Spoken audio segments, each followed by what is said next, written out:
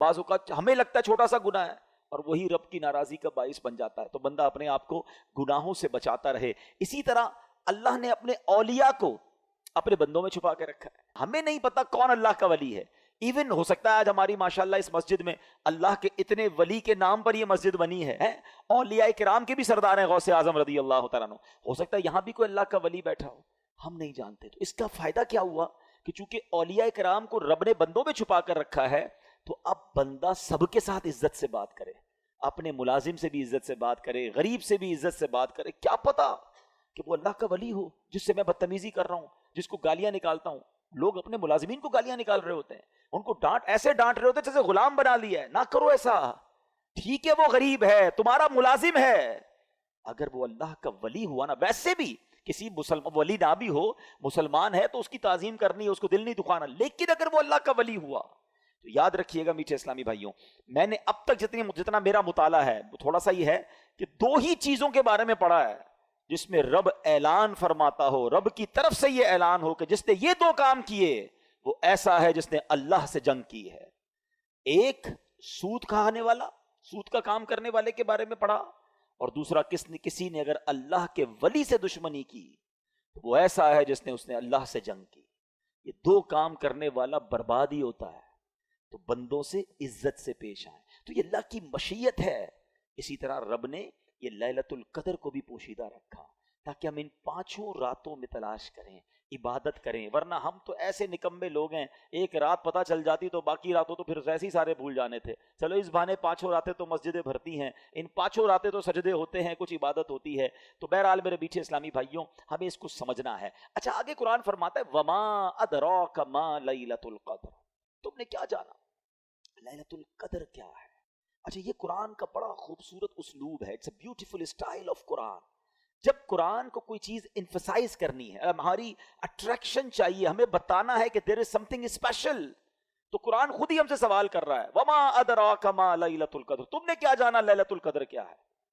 ہماری اٹریکشن لی جا رہی ہے. عرب زبان کا بھی ایک اسلوب ہے.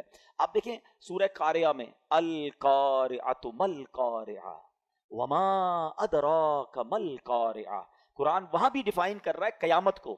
تو اب سوال کیا جا رہا ہے کہ تم نے کیا جانا قیامت کیا ہے, قارعہ کیا ہے. پھر فوراً اس کے بعد قرآن اس کو ڈیفائن کرتا ہے کہ وہ دن کیسا ہوگا. یہاں بھی قرآن نے یہ اسلوب اختیار کیا, اللہ کا کلام کہہ رہا ہے وما ادراک ما لیلۃ القدر, تم نے کیا جانا لیلۃ القدر کیا ہے.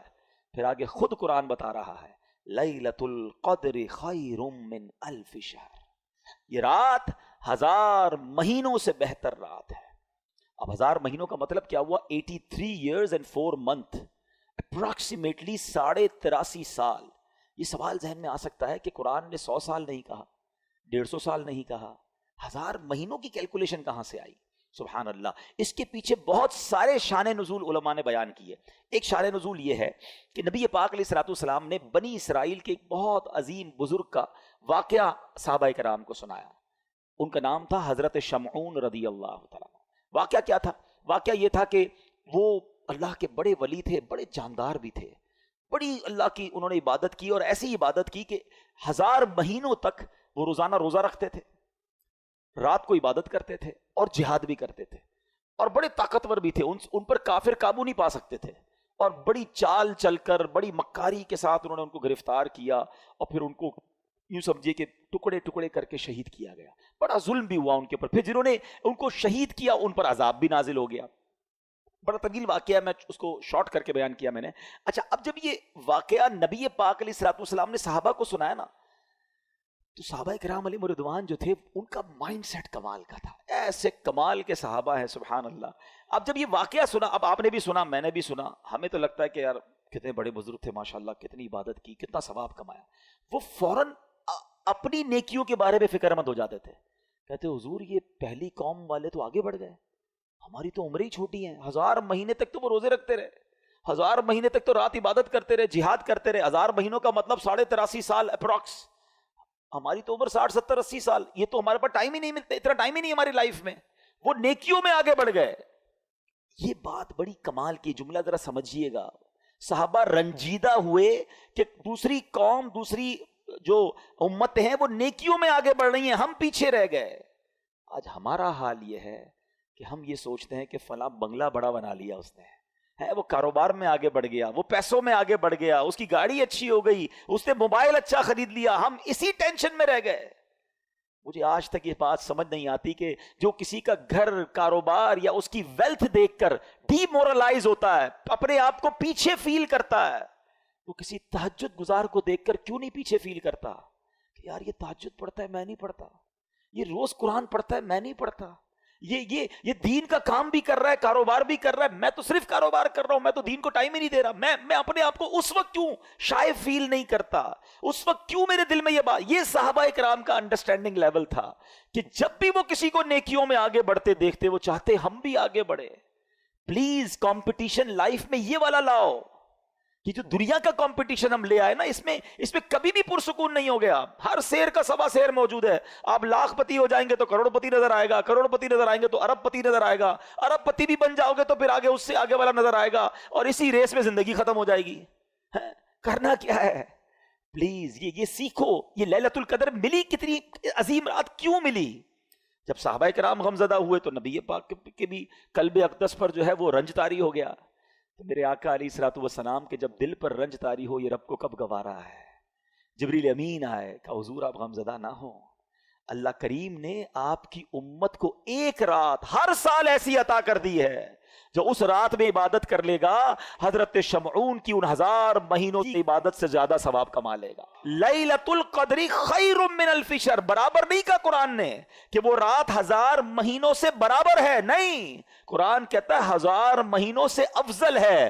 افضل کتنا ہے وہ رب جانے، اس کی عطائیں جانے۔ اور یہ وہ نارمل 1000 مہینے نہیں ہیں کہ ایک بندہ 1000 مہینے زندہ رہ کر نمازیں پڑھتا رہا، اس کے برابر نہیں۔ یہ وہ حضرت شمعون جو 1000 مہینوں تک روزے رکھتے رہے، 1000 مہینوں تک عبادت کرتے رہے، جہاد کرتے رہے، شہادت کا مرتبہ پایا۔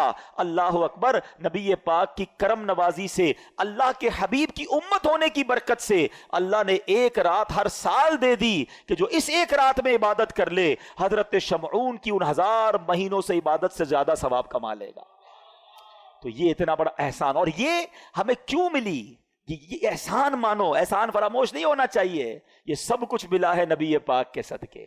ایمان ملا ان کے صدقے، رمضان ملا ان کے صدقے، قرآن ملا ان کے صدقے، سچی بات تو یہ ہے رحمان ملا ان کے صدقے۔ وہ کیا ہے جو در مصطفیٰ سے ہم نے پایا نہیں ہے؟ جس کو اتنا کچھ نبی پاک کے صدقے ملا ہو، اس کی تو زندگی ان کی محبت میں گزرنی چاہیے، اس کی تو زندگی ان کا گن گاتے ہوئے گزرنی چاہیے، ان کی سنتوں پر عمل کرتے گزرنی چاہیے۔ تو اے میرے میٹھے اسلامی بھائیوں، اب سمجھ لو یہ کتنی بڑی رات ہے۔ ان بٹوین دوز 5 نائٹس کوئی ایک رات شب قدر ہے، تو ہم نے ان 5 راتوں میں کمر بستہ ہو جانا ہے۔ دن کو ریسٹ کیجئے گا، دن بیزی نہ گزاریں کہ رات تھک جائیں۔ ان 5 راتوں کو پلان کیجئے کہ ہم دن میں ریسٹ کریں، رات پوری جاگیں۔ جیسے یہ اجتماع ختم ہو، آپ کو کہیں گھومنے پھرنے جانے کی ضرورت نہیں، ماشاءاللہ مسجد میں بیٹھے، گھر بھی جانا ہے تو تلاوت کریں، تھوڑی دیر بعد تسبیح لے لیں، ذکر و اذکار پڑھیں، مدنی چینل پر پروگرام چل رہے ہوں گے وہ کریں۔ میں نے یہاں سے ایک اور جگہ بیان کرنے چاہنا ہے، وہاں آ جائیں، لیکن کوشش کریں کہ یہ رات فضول باتوں میں نہ ہو۔ اچھا، اس رات ایک اور کام بھی آپ نے کرنا ہے کہ آپ 5 راتیں صدقہ کریں، بے شک کچھ بھی کریں، جس کی جتنی حیثیت، 50 روپے کرے، 100 روپے کرے، 1000 کرے، لاکھ کرے، 5 راتوں میں کچھ صدقہ ضرور کر دینا۔ جو رات لیلۃ القدر ہو گئی، تمہارا صدقہ لیلۃ القدر والا صدقہ ہو جائے گا۔ تو یہ آپ بیپاری لوگ بیٹھے ہیں، کاروباری لوگ بیٹھے ہیں، پلان کریں نا، ان 5 راتوں کو پلان کریں کہ وہ کون کون سی عبادت، جن کے والدین کی قبریں قریب ہیں، پاسبل ہے جانا، 5 راتیں قبرستان چلے جائیں، تو ماں باپ کی قبر پر جانا لیلۃ القدر میں جانا ہو جائے گا۔ تو اب آپ سوچتے جائیں کہ میں اس رات کو کیا کیا ایسا کر سکتا ہوں کہ ان 5 راتوں میں سے جو رات لیلۃ القدر ہو، انشاءاللہ میری وہ رات، وہ عبادت جو ہے وہ لیلۃ القدر میں کاؤنٹ ہو جائے۔ ایک بزرگ کے بارے میں آتا ہے، انہوں نے اپنی زندگی کا ایک تجربہ بیان کیا ہے، اٹس ناٹ کمپلسری، مگر یہ بھی ایکسپیرینس ہمارے سامنے آ جائے کہ وہ فرماتے ہیں، حضرت شیخ ابو الحسن شاذلی رحمۃ اللہ تعالی علیہ، وہ کیا فرماتے ہیں کہ جب کبھی اتوار یا بدھ کو پہلا روزہ ہوا تو 29ویں شب، اگر پیر کو پہلا روزہ ہوا تو 21ویں شب، اگر پہلا روزہ منگل یا جمعے کو ہوا تو 27ویں شب، اور اگر پہلا روزہ جمعرات کو ہوا تو 25ویں شب، اور اگر پہلا روزہ ہفتے کو ہوا تو میں نے 23ویں شب کو شب قدر پایا۔ اچھا، بہت بڑے بڑے علماء کا ماننا یہ ہے کہ 27ویں شب قدر ہے. اس میں ایک بڑا اسٹرانگ اشارہ ہے. یہ لیلۃ القدر سورت میں ہی لیلۃ القدر آیا 3 بار. ٹھیک ہے, انا انزلناہ فی لیلۃ القدر وما ادراک ما لیلۃ القدر لیلۃ القدر خیر من الف شہر. کتنی بار آیا؟ 3 بار. اچھا, لیلۃ القدر جو لفظ ہے اس میں 9 حروف ہیں. ٹھیک ہے, آپ اس کو کاؤنٹ کریں گے تو 9 حروف ہیں. 9 ملٹیپلائی بائی 3 27. تو کچھ علماء کہتے ہیں یہ اشارہ ہے کہ 27ویں رات جو ہے وہ شب قدر ہے. بہرحال یہ ساری باتیں کرنے کا مقصد یہ ہے کہ اس رات کو سمجھیے اور ان 5 راتوں میں ہم نے انشاءاللہ عبادت کرنی ہے. اور اس رات کی کچھ علامتیں بھی بیان کی. دیکھیں نبی پاک نے کتنا بڑا احسان کیا کہ بہت ساری ہمیں نشانیاں بھی بتا دی. اس رات کے سمپٹمز کیا ہیں؟ فرمایا کہ حضرت عبادہ بن صامت رضی اللہ تعالیٰ عنہ نے بارگاہ رسالت میں شب قدر کے بارے میں سوال کیا تو پیارے آقا نے فرمایا کہ شب قدر رمضان کی آخری طاق راتوں, آخری عشرے کی طاق راتوں 21 23 25 27 یا 29 میں سے تلاش کرے. اور پھر فرمایا جو اس رات کی علامتیں کیا ہیں کہ وہ مبارک کھلی ہوئی شب ہوگی, نہ زیادہ گرمی ہوگی اس رات نہ زیادہ سردی ہوگی, بلکہ یہ رات معتدل یعنی موڈریٹ ہوگی. اس میں چاند کھلا ہوا ہوگا, شیطان کو آسمان سے ستارے نہیں مارے جاتے. کبھی کبھی آپ دیکھتے ہیں کہ اسٹار ٹوٹ رہے ہوتے ہیں نا, نظر آتے, کبھی کبھی نظر آتے ہیں, یہاں تو نہیں شہر میں, گاؤں میں نظر آتے ہیں, لیکن اس رات کو شیطان کو ستارے نہیں مارے جاتے. اور یہ بھی بتایا کہ اس رات کے بعد جو صبح آتی ہے, اس رات یعنی صبح جو سورج نکلتا ہے وہ بغیر شعاؤں کے طلوع ہوتا ہے, یعنی سورج ایسے نکلتا ہے جیسے 14ویں رات کا چاند ہوتا ہے. تو جو لیلۃ القدر کے بعد کی صبح ہوتی ہے اس سورج کی بھی یہ نشانی فرمائی گئی. اور بعض علماء یہ بھی فرماتے ہیں کہ اس رات جو ہے سمندر کا پانی میٹھا ہو جاتا ہے. اچھا, یہ ساری نشانیاں تو بیان ہوئی روایتوں میں, کتابوں میں, احادیث میں. ضروری نہیں کہ ہر نشانی ہم دیکھ سکیں, وہ آنکھ بھی تو چاہیے نا. آنکھ والا تیرے جوبن کا تماشا دیکھے, آنکھ والا تیرے جوبن کا تماشا دیکھے, دیدائے کور کو کیا آئے نظر کیا دیکھے. تو بہرحال یہ علامتیں بھی بیان ہوئیں. تو ہمیں انشاءاللہ, میں بھی نیت کرتا ہوں, آپ بھی نیت کریں کہ انشاءاللہ یہ 5 راتیں ہم خوب عبادت میں گزاریں گے, انشاءاللہ دعاؤں میں گزاریں گے. اب میں ٹرن کرتا ہوں اپنے ٹاپک کو ایک عظیم ہستی کی طرف, اور یہ بہت ہی کمال کی ہستی ہیں. 21 رمضان ان کا یوم شہادت ہے. شیر خدا آپ کا لقب رہا, نبی پاک کے بہت زبردست ساتھی رہے. اور سبحان اللہ, آپ کے فضائل سنتے ہیں تو ایمان تازہ ہو جاتا ہے. اللہ کریم نے کیسے فضائل سے نوازا. بچوں میں سب سے پہلے ایمان لانے والے حضرت مولا علی شیر خدا کرم اللہ تعالی وجہ الکریم ہیں. آپ کو کرم اللہ تعالی وجہ الکریم کہا جاتا ہے. ہاں, یہ بڑا کوشچن آتا ہوگا ذہن میں کہ سارے صحابہ کو رضی اللہ تعالی عنہ کہا جاتا ہے اور مولا علی کو کرم اللہ تعالی وجہ الکریم کیوں کہا جاتا ہے؟ کرم اللہ تعالی وجہ الکریم کا مطلب یہ ہے اللہ پاک آپ کے چہرے کے وجاہت کو, آپ کے چہرے کے فیض کو اور بڑھائے, اور اللہ نے بڑھایا. وجہ یہ ہے کہ آپ کے سر مبارک نے کبھی کسی بت کے آگے سجدہ نہیں کیا. اور اس کی بڑی وجہ کیا ہوئی کہ آپ ابھی چھوٹے ہی تھے, تو نبی پاک علیہ الصلوۃ والسلام کے کزن ہیں, چچا زاد بھائی ہیں. تو ابو طالب سے نبی پاک علیہ الصلوۃ والسلام نے مولا علی کو بچپن میں ہی لے لیا تھا. ان کے اوپر بہت زیادہ یوں سمجھے معاش کا اور عیال کا بوجھ تھا, تو کچھ بوجھ بانٹنے کے لیے, ہمارے بھی ہوتا ہے فیملی میں بچے لے لیتے ہیں, تو پیارے آقا علیہ الصلوۃ والسلام نے مولا علی کو لے لیا. اب نبی پاک کی گود میں ان کی پرورش ہوئی ہے. انہوں نے آنکھیں کھولی تو نبی پاک کو دیکھا ہے, ہوش سنبھالا تو آقا کی باتیں سنی. یہ نبی پاک کی بچپن سے ٹرینڈ ہے. نبی پاک کا ڈائریکٹ فیضان جو ہے وہ مولا علی شیر خدا کرم اللہ تعالی وجہ الکریم کو ملا. اچھا, آپ کا ایک اور لقب تو بڑے ہیں, کرار, اور آپ کو شیر خدا, اسد اللہ, اسد الرسول. آپ کا ایک بڑا یونیک کنیت, اور وہ ہے ابو تراب. ابو تراب کہتے ہیں مٹی والے کو. ایک بار نبی پاک علیہ الصلوۃ والسلام, کیونکہ آپ نبی پاک علیہ الصلوۃ والسلام کی پیاری شہزادی آپ ہی کے نکاح میں تھی, خاتون جنت بی بی فاطمہ رضی اللہ تعالیٰ عنہ. تو ایک بار نبی پاک علیہ الصلوۃ والسلام مولا علی شیر خدا کرم اللہ تعالی وجہ الکریم کے گھر گئے, تو کہا علی کہاں ہیں؟ تو کہا وہ گھر سے باہر ہیں. اور جب گھر سے باہر میرے آقا گئے تو وہ مٹی پر لیٹے ہوئے تھے. اب وہ لیٹے ہوئے تھے تو کپڑوں پر اور جسم پر بھی مٹی لگ گئی. تو نبی پاک علیہ الصلوۃ والسلام نے بڑے پیار سے کہا کم یا ابا تراب, اے مٹی والے کھڑے ہو جاؤ. مولا علی کہتے ہیں اس کے بعد سے مجھے میرے نام سے زیادہ ابو تراب کو نیت سے محبت ہو گئی. اور اعلیٰ حضرت امام اہل سنت کیا خوبصورت بات لکھتے ہیں, اس نے لقب خاک شہنشاہ سے پایا. لقب خاک, خاک کو کہتے ہیں نا, لقب کیا ملا؟ خاک کا. اس نے لقب خاک شہنشاہ سے پایا, جو حیدر کرار کے مولا ہے ہمارا. سبحان اللہ. آپ کے بارے میں فضائل تو بہت ہیں. آپ کا ذکر خیر قرآن میں کیسا ہے؟ دیکھیں میں اور آپ نیکی کر کے دعا کرتے ہیں اللہ قبول کر لے.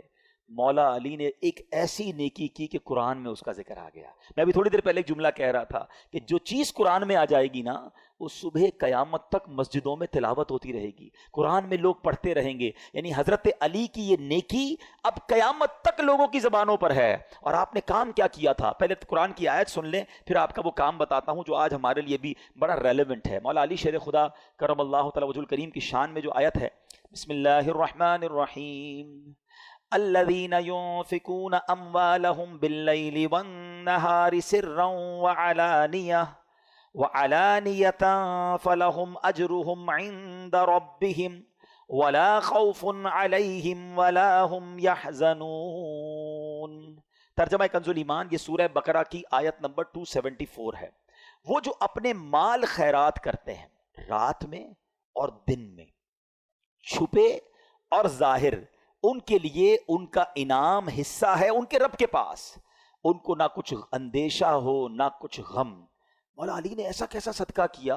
حضرت نعیم الدین مراد آبادی جو مفسر قرآن ہے لکھتے ہیں کہ ایک قول یہ ہے کہ یہ آیت حضرت علی کے حق میں نازل ہوئی. ان کے پاس 4 درہم تھے, صرف 4 درہم تھے.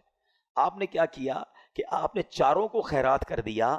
ایک رات میں کیا, ایک دن میں کیا, ایک اعلانیہ کیا, ایک چھپ کر کیا.